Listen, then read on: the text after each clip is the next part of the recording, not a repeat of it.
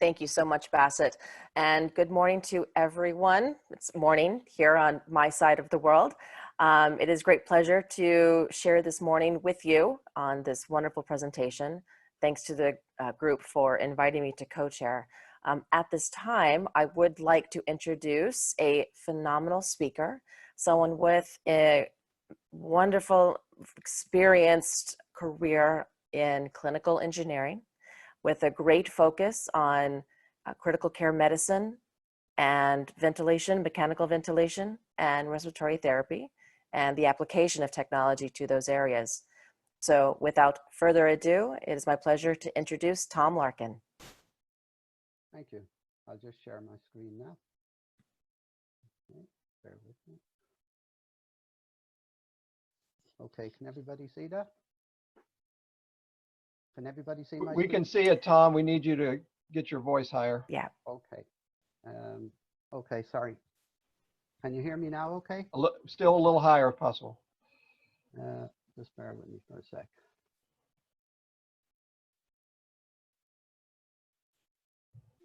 Okay. Is that better? Yeah, please proceed. Okay.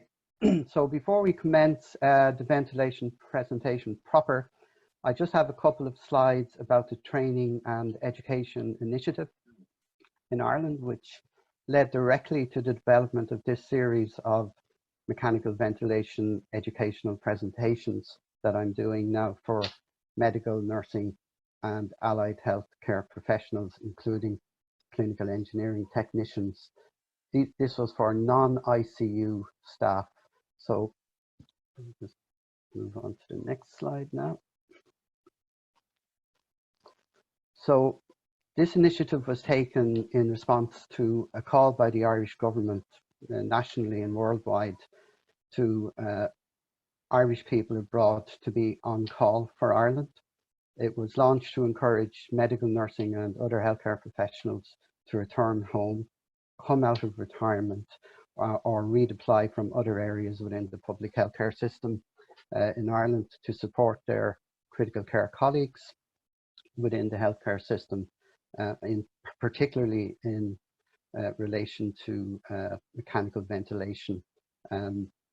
Worldwide, I think we got something like 70,000 responses to that call. So lots of people came home, redeployed in the hospitals, and came out of retirement. So these are the sort of organizations that we supported. So the Intensive Care Society of Ireland, I'm a member of that as well, the Irish Association of Critical Care Nurses, and of course the Biomedical and Clinical Engineering Association of Ireland, which is the talk I'm going to address today.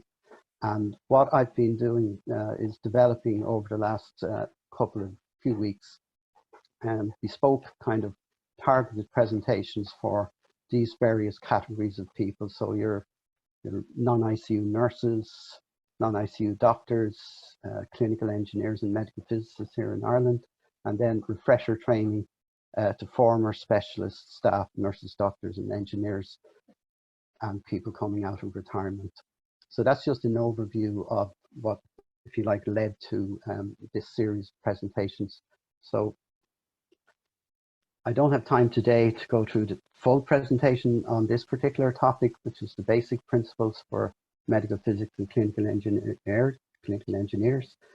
So what I've done is I've made a small selection of slides relating to each section in the talk to give you a flavor of the topics covered in the full presentation.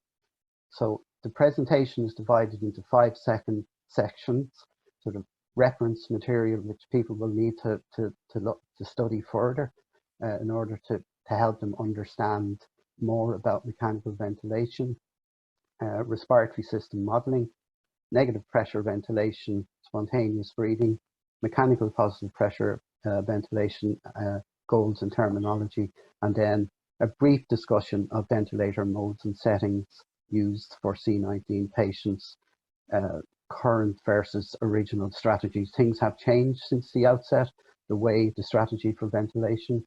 So we need to look at that as well. This is one of a series of talks. So this is the very basic. It goes on to more advanced and more advanced again. So I'm talking about mechanical ventilation modes, graphical analysis, and ventilation strategies. So this is one of the reference material slides. So it's just to, if you like, I think it's very important that clinical engineers have a good understanding of the cardiopulmonary circulatory system, and to be familiar with some of the terminology that's commonly used in relation to mechanical ventilation. So again, in the presentation, I just describe the function of the cardiopulmonary system, the four valves in the heart as a pump, and the circulation. And then we just kind of look at some of the sort of interesting points in relation to the total surface area for gas exchange, alveoli number, a little bit about the alveolar membrane, and so on. And the cardiac end of things, just talk about the cardiac output, stroke volume, and heart rate, and how the cardiopulmonary system work together. And this is another slide, again, just to give background in relation to lung volumes and capacities, where the tidal volume is sitting on top of the FRC, if you like, and the various other capacities, total lung capacity, and so on, which I think is important for clinical engineers to understand. It's a little bit on normal blood gas values, the usual ones, highlighting pH, PaCO2, and PaO2.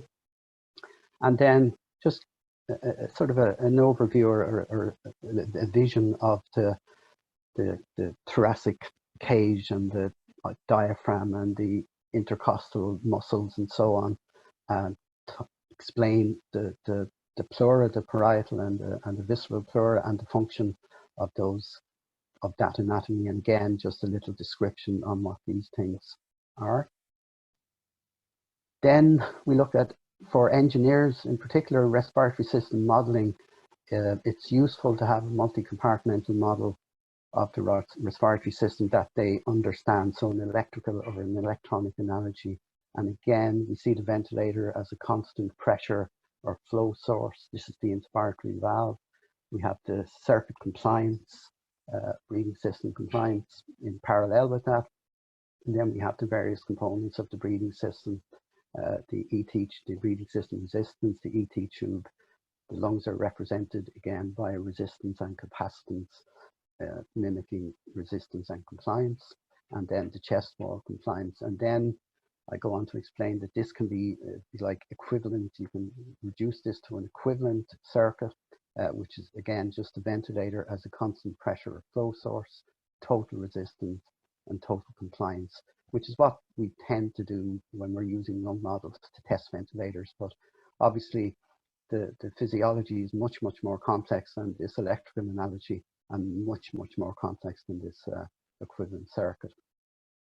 So I do talk about then, but this is the stuff you'd see primarily in the medical textbooks. They discuss the tube and balloon model, and the ventilator input, again, constant pressure and flow source, and the relationship between the pressures, and in particular then the equation of motion for the respiratory system, which relates all these functions together, details what the flow resistive or the dynamic flow resistive component of the airway pressure is, plus the static or elastic component, and then plus or minus PEEP.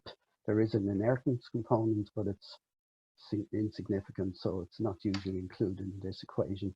This equation, I think for engineers particularly, if people can understand this, it will make mechanical ventilation and modes of ventilation and all of those supposedly complex issues much clearer. Tom, 2 minutes left, yeah. Please. Okay. So again, we could just go over negative pressure ventilation, spontaneous breathing, what's involved in that, inspiration and expiration, and then the main goals of ventilation. So oxygen in, carbon dioxide out, and in achieving that, we need to minimize risk of ventilator-induced lung injury, reduce the patient's work of breathing, optimize patient comfort, and then we see the sort of the characteristics or the tools we have to influence minute ventilation, tidal volume and rate, and to influence oxygenation, PEEP and FiO2.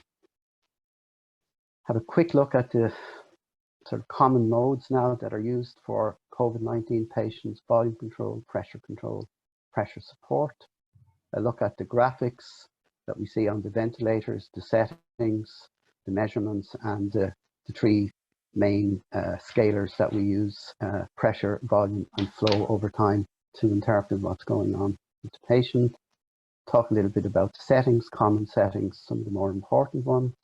And then this is just a summary slide which kind of shows everything working together. Now, there's many more slides in the full presentation, but this is just representing the ventilator, the breathing system, the various filters we may use, and again, just inspiration, gas delivery, and so on. So that's a kind of a quick flavor, I suppose, of the full presentation. It normally takes about 45 minutes because there's a lot of animations and questions come in during the presentation. So that's it for me. Thank you, Tom, for the wonderful presentation. And there is a lot of information in the presentation for all participants to read through.